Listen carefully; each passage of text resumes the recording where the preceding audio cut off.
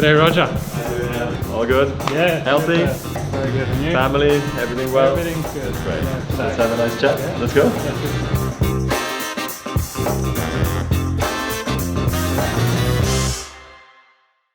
We have 8 different subjects, and maybe, I don't know if you want to start with picking the first one, and then we take it from there. Sure. Well, we'll try and start a little lightly, because maybe we get deeper into some things. But I'll pick the parents card. Yeah. And so my question to you is, how did you play tennis? Were they playing golf when you were a child as well, or you ended up being a tennis player? Where did it all come from? So, yeah, I mean, golf was never part of my life at the very beginning, to be honest. My parents only started playing golf much later in their life. And I thought my mom really improved super fast. My dad is still struggling a little bit with his technique. I think it's a stiff back, you know, that's the one I have still today. But no, they love their golf now, and it's my parents, they love the outdoors and you know, being in nice surroundings in the countryside and all that stuff. So golf, I think, lends itself very well, and it takes. I think golf was never part of the equation or any opportunity for me. In Switzerland, we don't have also that many golf courses, I feel. It's all, you know, soccer and tennis and ice hockey and winter of course, as you know. So unfortunately, golf has not been my thing. But then when I came onto the tour and traveled, you know, in Australia or here in Miami, where we are right now. I remember back in '98 when I played the Orange Bowl out on Key Biscayne after I became world #1 juniors. I actually went for a round of golf. So I always loved going out there. You've played occasionally throughout the years. So I've played occasionally. I think I could be okay quickly, but the problem is actually on my mom's big birthday years ago, I went for a round of golf with her, and my back was stiff after that for a week. So I just said, you know what, skiing and golfing all has to wait till I'm retired, and then I'll start again, maybe with my wife and my parents and all that. So my parents have been incredibly important for me, you know, in my upbringing, and I still love it that they travel with me as much as they do. And maybe my question too is, like, how did you get into golf, and how did your parents influence you with choosing golf, or did golf choose you? I don't know. Yeah, I think, of course, my parents were a huge influence in me choosing golf. My dad's a professional golfer too, a member of the Australian PGA. Although when I was young, he didn't work at a golf club. He was actually a golf club manufacturer. This is when golf clubs were made out of wood, and they had to be made like by hand, out of wood, sanded down and made by hand. And but I was always around golf, and my mum is quite an accomplished golfer as well, if I may say, and she still holds like a 12 handicap. So she's you got to watch out for her if you're giving her 12 shots around. She's competitive too. So golf was definitely in my family, and it was probably fairly natural that I ended up at the golf course a lot, but not till I was really 11 or 12 did I get the opportunity to be there all the time. I actually played a lot of sports when I was younger, and I think, I don't remember at the time, but they definitely encouraged me to play a lot of stuff. And when you're so young, especially in golf, you don't know whether you're going to be any good or not. You don't know. But when I was a teenager, I got good pretty quick, like you probably would have. And then it was, you know, you become one-track mind once you're a at one kid. point you only have so much time also, and golf takes a lot of time. It does take a lot of Those time. rounds take a while. Yeah, it's monotonous practice, and you got to hit a lot of balls to get good. So, they were a huge influence and a big supporter. They don't get to travel with me that much down in Australia. It's a long way to come overseas all the time, so they get to watch a couple times a year. And I think the special moment for me with my parents was my dad was there when I won the Masters. Obviously a big highlight for me in my career.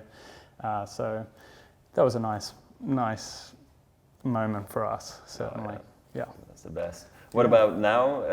Now that you're a parent yourself, in terms of what do you feel that the values they brought to you, are you already passing on? Are you feeling that already? Because I feel it quite a lot with my children. You know, it's our children are 4 and 9, turning 5 and 10 soon. Yes. So I can see it, everything that I did as a youngster, I'm passing on now to the kiddies. So I was wondering if you do the same a little bit already.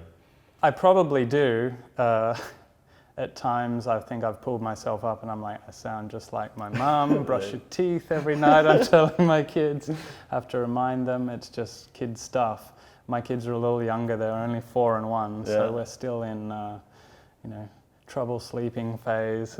It's all good fun, but certainly feel like when it comes to some basic things that I was brought up with, I'm giving them the same things my parents gave to me. So hopefully I can do as good a job as I feel my parents did. It's a challenge for sure. Absolutely, it's every day. It's like a waterfall, it keeps coming, and you have to remind them a million times, trust me, but it's all worth it, and one little smile we get back in return, it's the best. So it's exciting times for both of us. Absolutely. So of course, my parents were a big influence on me. You said yours were on you. The question I get asked a lot, how pushy were they? How much did they encourage me to get to the golf course? And so I think it'd be interesting to hear how your parents raised you as you were up and coming, playing tennis and showing a lot of talent and progressing. And what you would advise people to do if their kids are in this situation? So I think the good thing for me is I came through a really normal upbringing, walking to kindergarten, walking to school,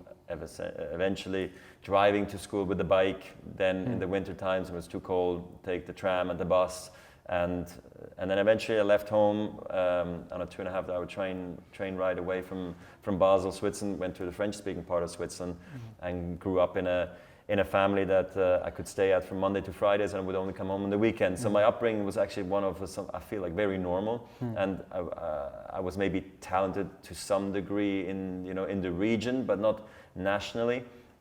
Definitely not internationally yet, because I was losing first rounds at under 14 events all the time. So that was normal. So I felt like my parents were not really pushy, but they asked me at least not to waste their time and not waste their money, I guess, because a lot of time and money gets wasted, just by being there. So if I had to give any advice now, it's really that kids should really listen to their parents as soon as possible and as early as possible, because I really think that's something that we always think like, I know better, and then when you're a father yourself, you realize, well, it all makes sense now. Why did they tell me to do all these things? So I think for me anyway, I really believe doing multiple sports when you're young is not crucial, but I think it's great if you can do that, and you have the opportunity. I don't know, for me it was playing basketball, going to play squash, going to play table tennis until it was dark, and then I go play soft tennis in the streets, and then I would go to tennis practice, then I'd go to soccer practice, I would have games on the weekends. That was for me my everyday life plus school. So I think if kids could think of that as normal, I think that'd be great, because I think it's always wrong if you focus way too early, too soon on one sport. I chose at 12 tennis over soccer, and from then on, just because you have only so much time, and if you want to become really good, I mean, it's already early enough, I feel like 12 anyway. It doesn't need to be 8 or 6 or 10 to only do one sport. And I think really doing multiple sports really helps you develop your coordination and your maybe camaraderie if you're in a team sport, rather than being an individual sport like we are.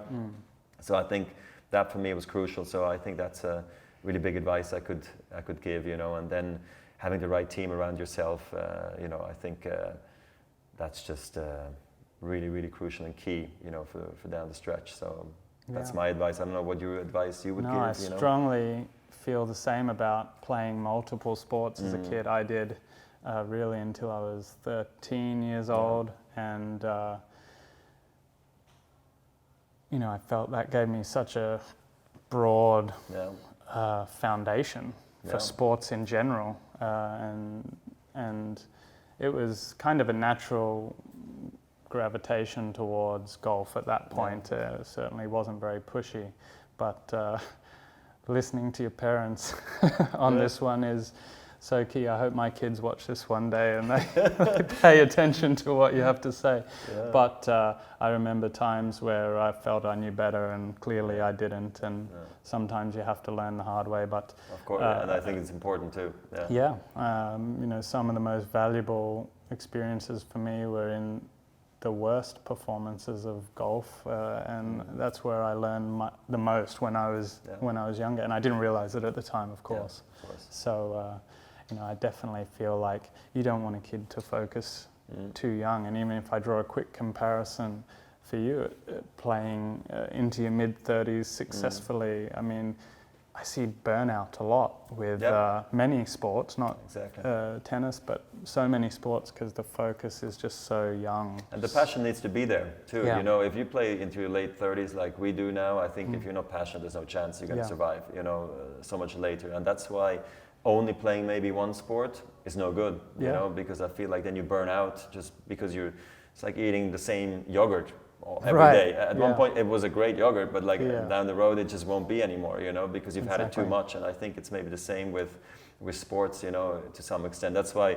even nowadays it hurts me not to be able to play golf or go skiing anymore, but because of my family and other interests I have, it's actually it keeps me, you know, sane and happy and really, you know, engaged with the sport of tennis, you know. But I skied until I was about 28. I still go and play soccer sometimes, still play basketball sometimes when I can, more for fun. I don't play, you know, dangerous sports no more, but I did it actually throughout my career, you know, maybe not, you know, in a club or anything, but I think that really helped me actually staying, maybe in some ways forever excited about tennis. Yeah, that's very good.